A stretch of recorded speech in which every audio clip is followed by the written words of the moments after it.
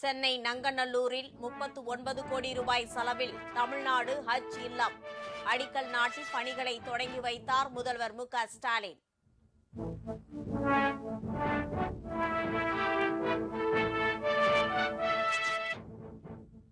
SIR பணிகளுக்கு பிறகு புதுச்சேரியில் வரைவு வாக்காளர் பட்டியல் வெளியீடு. மொத்த வாக்காளர்களில் 10% பேரின் பெயர் நீக்கம்.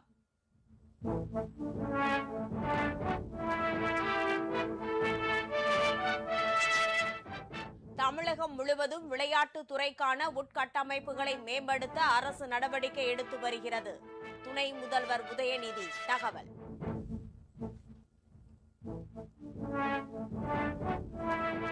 மகாத்மா காந்தி தேசிய ஊரக வேலை திட்டத்தை முடக்க சதித்திட்டம். மத்திய அரசுக்கு பெரியசாமி, செல்வ பெருந்தகை கடும் கண்டனம்.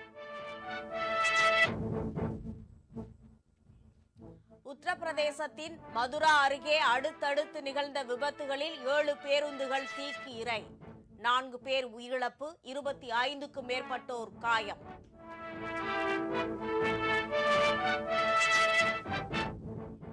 பாகிஸ்தானின் பயங்கரவாதத்தை முழு பலத்தோடு எதிர்கொள்வோம்.